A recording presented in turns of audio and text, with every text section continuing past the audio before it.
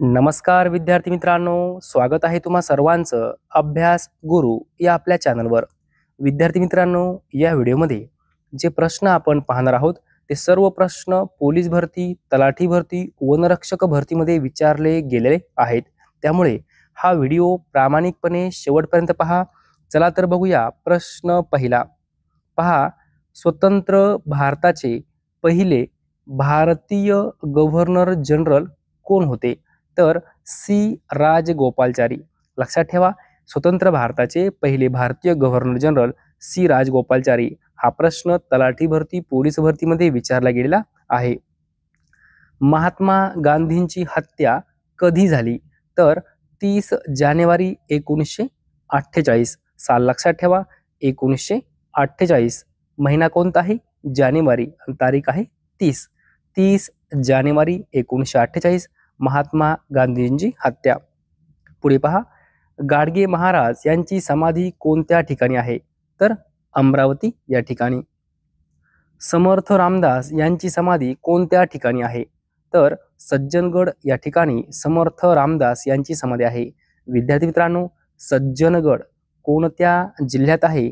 लगेच मला कमेंट करून सांगायचं आहे। पुढील प्रश्न पहा, सरहद्द गांधी म्हणून कोणाला ओळखले जाते? तर खान अब्दुल गफार खान यांना सरहद्द गांधी म्हणून ओळखले जाते। पुढील प्रश्न पहा, डासांची भुणभुण असते तसे पानांची काय असते? डासांची भुणभुण असते तसे पानांची काय असते? तर सळसळ असते। काय असते? सळसळ। विद्यार्थी मित्रांनो, लक्षात ठेवा, भुणभुण काय आहे? ध्वनिदर्शक शब्द आहे। कोणता आहे? ध्वनिदर्शक शब्द आहे। जसे डासांची भुणभुण तसे पानांची सळसळ। सळसळ काय आहे? ध्वनिदर्शक शब्द आहे। तर पहा, म्हशींचे काय असते? रेकणे असते। मोरांचा काय असतो? केकाराव असतो। काय असतो? केकाराव। यावर प्रश्न विचारला गेला आहे। सिंहांची गर्जना, पंखांचा फडफडाट आणि रक्तांची काय असते? रक्ताची भळभळ। लक्षात ठेवा, हे सर्व काय आहे? ध्वनिदर्शक शब्द आहे। म्हशीचे रेकणे, मोराचा केकाराव, सिंहाची गर्जना, पंखांचा फडफडाट, रक्ताची भळभळ। पुढील प्रश्न पहा, अभिनव या शब्दाला कोणते शब्द समानार्थी आहेत? तर अभिनव म्हणजे नवीन, नूतन, अपूर्व। नवीन, नूतन, अपूर्व हे सर्व शब्द अभिनव या शब्दाला समानार्थी आहेत। उसंत या शब्दाला कोणते शब्द समानार्थी आहेत? तर फुरसत, विसावा, विश्रांती, आराम। उसंत या शब्दाला फुरसत, विसावा, विश्रांती आणि आराम हे शब्द समानार्थी आहेत। भारतातील पहिली AI शाळा कोणती? तर शांतिगिरी विद्याभवन, केरळ। भारतातील पहिला AI आधारित चित्रपट इराह कोणता आहे? इराह। केंद्रीय द्राक्ष संशोधन केंद्र कोठे आहे? तर मांजरी या ठिकाणी आहे, पुणे जिल्ह्यामध्ये। केंद्रीय दूध संशोधन केंद्र कोठे आहे? तर कर्नाल, कोणत्या राज्यामध्ये? हरियाणा। लक्षात ठेवा, केंद्रीय दूध संशोधन केंद्र कर्नाल या ठिकाणी आहे, हरियाणा राज्यामध्ये। केंद्रीय बटाटा संशोधन केंद्र कोठे आहे? तर सिमला या ठिकाणी केंद्रीय बटाटा संशोधन केंद्र आहे।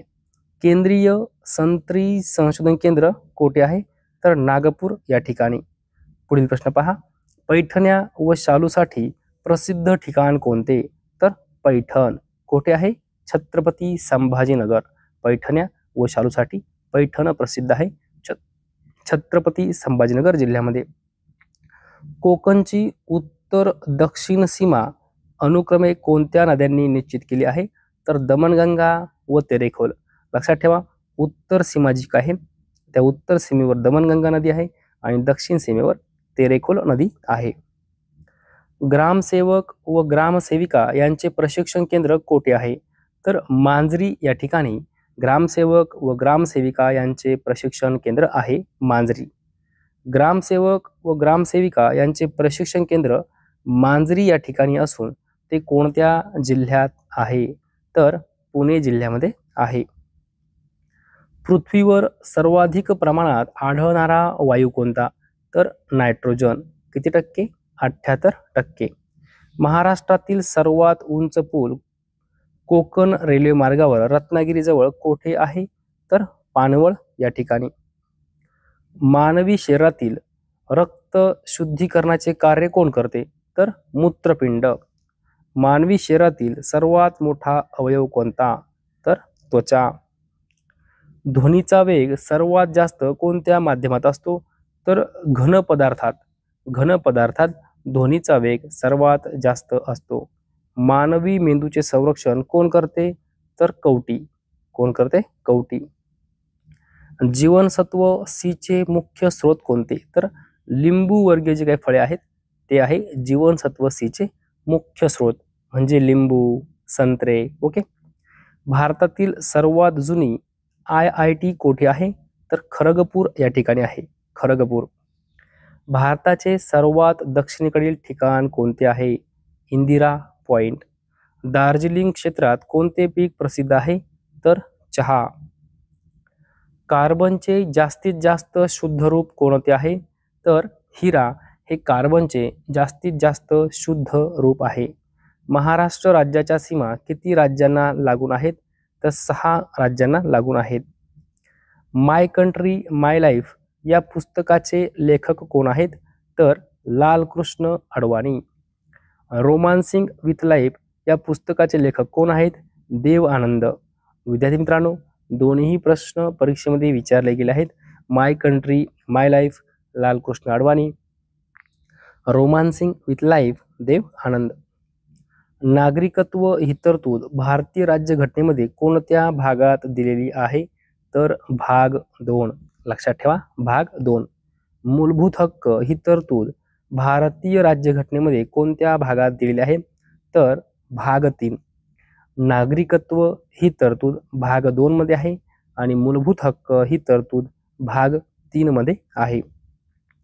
भारतीय राज्यघटनेमधील भाग 17 काय आहे? तर भाषा. काय आहे? भाषा. भारतीय राज्यघटनेतील भाग 18 काय आहे? तर आणीबाणी तरतुदी. भाग 18 आणीबाणी तरतुदी. वाटाण्याच्या अक्षता लावणे या वाक्यप्रचाराचा अर्थ काय होतो? तर स्पष्टपणे नाकारणे. वाटाण्याच्या अक्षता लावणे म्हणजे काय? स्पष्टपणे नाकारणे. वठणीवर आणणे या वाक्यप्रचाराचा अर्थ काय होतो? तर ताळ्यावर आणणे. वठणीवर आणणे, ताळ्यावर आणणे. वणवण भटकणे या वाक्यप्रचाराचा अर्थ काय होतो? तर एखादी गोष्ट मिळवण्यासाठी खूप फिरणे म्हणजे काय? वणवण भटकणे. वाचा बसणे या वाक्यप्रचाराचा अर्थ काय होतो? तर वाचा बसणे म्हणजे काय? एकही शब्द बोलता न येणे. एक शब्दही बोलता न येणे. ओके, म्हणजे काहीच बोलता न येणे म्हणजे काय? वाचा बसणे. प्रकाश वाटा हे पुस्तक कोणाचे आहे? तर प्रकाश आमटे यांचं पुस्तक आहे प्रकाश वाटा. हा प्रश्न पोलीस भरतीमध्ये 10 वेळापेक्षाही जास्त वेळा विचारला गेला आहे. लक्षात ठेवा. आमचा बाप आणि आम्ही या पुस्तकाचे लेखक कोण आहेत? तर doctor Narendra Jadhav. Doctor Narendra Jadhav. Das capital हे पुस्तक कोणाचे आहे? तर कार्ल मार्क्स. द गाईड या पुस्तकाचे लेखक कोण आहेत? R.K. नारायण. लक्षात ठेवा, द गाईड या पुस्तकाचे लेखक R.K. नारायण. हडप्पा किंवा सिंधू संस्कृती कोणत्या काळातील होती? तर कांस्य युग. सिंधू संस्कृतीतील लोकांचा मुख्य व्यवसाय कोणता होता? व्यापार. कोणता होता? व्यापार. सिंधू संस्कृतीतील घरे कशापासून बनवली जात होती? तर विटा. हडप्पा संस्कृतीचा शोध कोणी लावला? तर दयाराम साहनी यांनी हडप्पा संस्कृतीचा शोध लावला. भारतात जनगणना कधी सुरू झाली? तर 1872 मध्ये भारतात जनगणना सुरू झाली. हा प्रश्न पोलीस भरती, तलाठी भरतीमध्ये 10 वेळापेक्षाही जास्त वेळा विचारला गेला आहे. लक्षात ठेवा. अनुसूचित जमातींची सर्वाधिक संख्या कोणत्या राज्यात राहते? तर मध्य प्रदेश. विद्यार्थी मित्रांनो, अशा प्रकारे जवळजवळ 50 वन लाइनर प्रश्न आपण कंप्लीट केलेले आहेत. जर तुम्हाला हा व्हिडिओ आवडला असेल तर नक्की लाईक करा, शेअर करा, सबस्क्राईब करा. धन्यवाद.